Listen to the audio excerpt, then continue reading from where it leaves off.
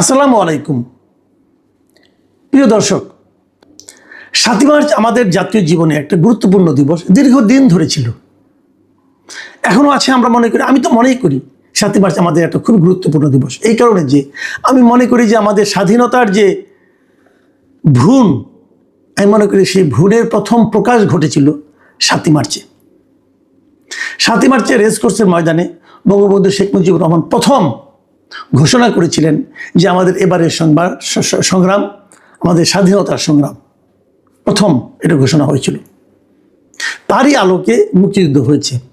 তার ৩ সপ্তাহের মধ্যে আমরা স্বাধীনতা ঘোষণা করেছি এবং আমরা মুক্তিযুদ্ধে লিপ্ত হয়েছি। যারা মুক্তিযুদ্ধে গেছেন, ওই সময় গেছেন, যারা পরবর্তী যারা এগুলি স্মৃতিচারণ করেছে, তারা অনেকেই বলেছেন যে ৭ই মার্চের ভাষণের মধ্যে আমরা মুক্তিযুদ্ধের প্রকৃত স্বাধীনতার ঘোষণাটার ইঙ্গিত ওখানেই পেয়েছি। আমাদের এত বড় একটা গুরুত্বপূর্ণ দিবস, যা নাকি আন্তর্জাতিকভাবে ইউনেস্কো এখন এই ভাষণকে স্বীকৃতি দিয়েছে, সেই ৭ই মার্চের সেই ঘোষণার দিবসটা আমাদের জাতীয় দিবস থেকে সরিয়ে ফেলা হয়েছে। কে সরিয়ে ফেলেছে? এই ডক্টর ইউনূসের নেতৃত্বে এবং কতগুলি বেয়াদব টাইপের লোক, যাদেরকে উনি উপদেষ্টা বানিয়েছিলেন, তারা এই দিবসটাকে আমাদের জাতীয় দিবস থেকে সরিয়ে দিয়েছে। আমাদের শতাধিক জাতীয় দিবস আছে,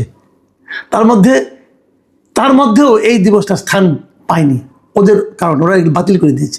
এভাবে আমাদের স্বাধীনতার ইতিহাসকে জাতির কাছ থেকে ভুলিয়ে দেওয়ার জন্য এমন কোনো কাজ নাই, এমন কোনো অপকর্ম নাই যা নাকি অন্তর্বর্তীকালীন সরকার এবং তার উপদেষ্টারা করেনি। অন্তর্বর্তীকালীন সরকারের বিদায় হয়েছে, তারা চলে গেছে, নতুন একটা গণতান্ত্রিক সরকার আসছে। এটা বিএনপির সরকার এবং এই বিএনপির যিনি প্রতিষ্ঠাতা জেনারেল জিয়াউর রহমান, তিনিও কিন্তু স্বাধীনতা যুদ্ধের একজন মহানায়ক এবং তিনিও ৭ই মার্চের এই ভাষণকে অবশ্যই গুরুত্ব দিয়েছেন। তার সরকারের আমলে আমাদের এই 7ই মার্চের ভাষণের কি দুর্দশা হয়েছে। ৭ই মার্চ জাতীয় কোনো দিবস এখনো নয় কাগজে কলমে, আমি ঠিক আছে মানলাম, যদি কখনো আবার হবে, কিন্তু তার মানে কি এই যে আমি ৭ই মার্চের ভাষণটা শুনতে পারবো না? তার মানে কি এই যে আমি ৭ই মার্চের ভাষণটা নিয়ে শুনলে পরে আমি আইন অমান্যের মামলায় পড়ে যাব?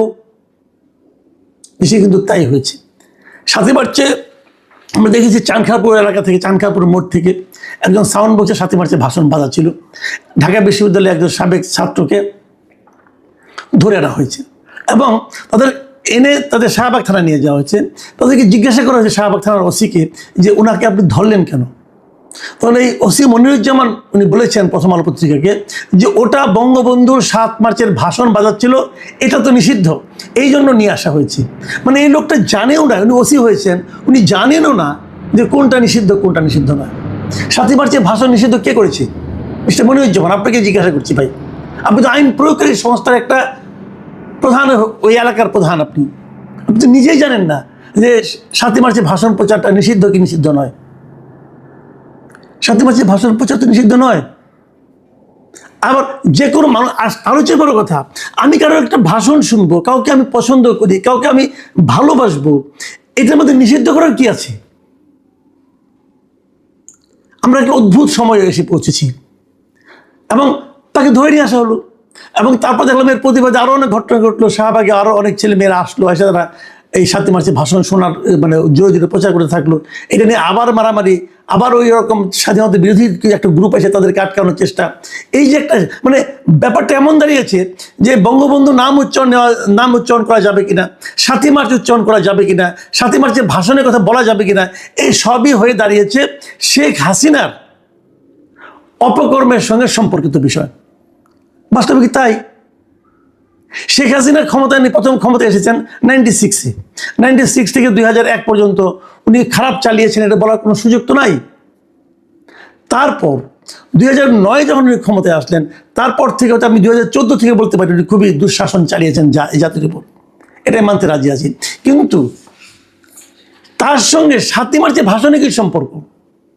উনি দায়িত্ব নেওয়ার আগে, উনি রাজনীতিতে আসার আগে, তারও তো অনেক আগে 7ই মার্চের ভাষণ প্রচার হয়ে গেছে। বঙ্গবন্ধুর নাম নেওয়া যাবে না, কেন নেওয়া যাবে না? এদেশে যে নাকি বাংলাদেশের নাম উচ্চারণ করবে, যতদিন বাংলাদেশ নাম থাকবে ততদিন বঙ্গবন্ধুর নাম থাকবে। যতদিন বাংলাদেশের নাম আমি গর্বের সঙ্গে উচ্চারণ করব, ততদিন বঙ্গবন্ধুর নাম আমি শ্রদ্ধার সঙ্গে উচ্চারণ করব। কেন করব না?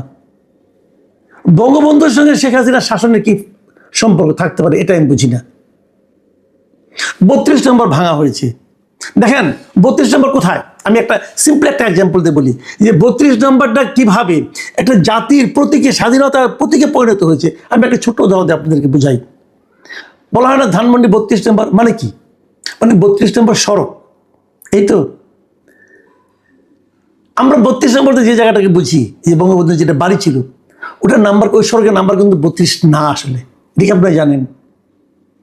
ধানমন্ডি সড়কগুলোর নাম চেঞ্জ হয়েছে, অনেক আগে চেঞ্জ হয়েছে, কিন্তু আগে এই সড়কটার নাম ছিল 32 নম্বর। এই 32 নম্বর সড়কে বঙ্গবন্ধুর বাড়িটা ছিল। সেই 32 নম্বর এখন 11 নম্বর সড়ক। এই 11 নম্বর সড়কের 10 নম্বর বাড়িটা হলো বঙ্গবন্ধুর বাড়ি। এখন কেউ কিন্তু 11 নম্বর সড়ক চিনে না, 32 নম্বরই চিনে।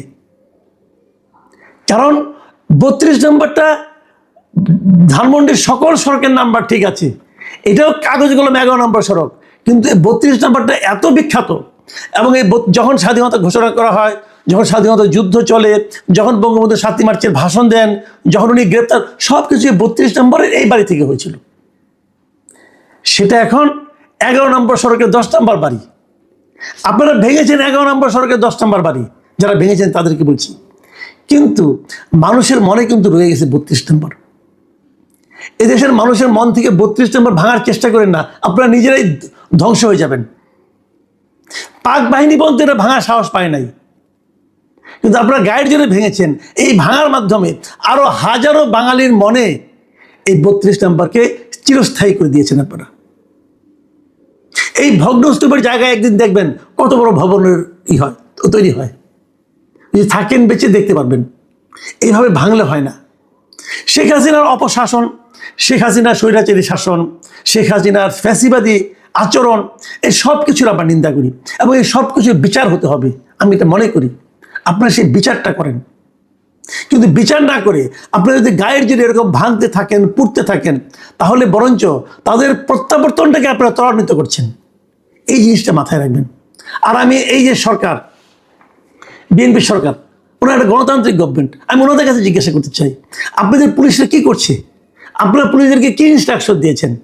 একজন লোক 32 নম্বরে বঙ্গবন্ধুকে ভালোবেসে ফুল দিতে যাবে, তাকে আপনি অ্যারেস্ট করবেন এবং অ্যারেস্ট করে তাকে আপনি সন্ত্রাস বিরোধী মামলা ঢুকাই দেবেন। ফুল দেওয়াটা কি সন্ত্রাসী কাজ? তাও সেই মামলা কি আজকের থেকে 5 মাস আগের মামলা। কাজটা ঠিক হয়েছে ভাই? এর নাম গণতন্ত্র? আপনারা তো মাত্র গণতন্ত্রের যাত্রা শুরু করেছেন, এখন এগুলি দেখাচ্ছেন। এই সরকারের কাছে আমার আরেকটা বক্তব্য, আপনার যে পুলিশ কর্মকর্তা বলে যে 7ই মার্চের ভাষণ নিষিদ্ধ, সেই পুলিশ কর্মকর্তার বিরুদ্ধে আপনার অ্যাকশন নিতে দেরি হচ্ছে কেন? নাকি আপনি তাদেরকে শিখিয়ে দিয়েছেন এগুলো? সে তো পুলিশ হওয়ারই যোগ্য না, যে আইন জানে না। আমি এই সরকারের উপর সত্যি এখন কিন্তু হতাশ হতে শুরু করেছি। আজকে তো আমি বেশ হতাশ, এই কারণে যে আজকে আরেকটা খবর শুনলাম যে আনিস আলমগীরের নাকি আজকেও জামিন হয়নি। তার মামলা আজকে উঠেছিল, তার জামিন হয়নি। এই দেশে খুনের মামলার আসামিরা জামিন পায়, একদিনে 5টা জামিন পায়। এই সাবির হোসেন চৌধুরী খুনের মামলা, তার 5টা 6টা মামলা আছে, ম্যাজিস্ট্রেট কোর্ট থেকে জামিন পেয়ে গেছে একই দিনে। আর আনিস আলমগীর, সে কি খুন করছে রে ভাই? সে কিন্তু সাংবাদিক, সত্য কথা বলতে গেছিল, ইউনিট সরকার তাকে আটকে রাখছে। আমি ভেবেছিলাম এই সরকার এসে বোধহয় প্রথম তার মামলাটাকে বাতিল করে দিবে। এই সরকার এসে কিন্তু কয়েক হাজার মামলা অলরেডি বাতিল করে নিচ্ছে, উঠাই নিচ্ছে। আনিস আলমগীরের মামলা আছে, আনিস আলমগীরকে জেলখানা থেকে বের হতে দেওয়া হবে না। এটার নাম আইনের শাসন। আমি খুবই মর্মাহত, খুবই দুঃখিত এগুলো দেখে। আইনের শাসন কায়েম করতে চেয়েছেন তারেক রহমান সাহেব। আমি ওনাকে বলবো যে আপনি বিবেচনা করে দেখেন, এগুলো কি আইনের শাসন হলো?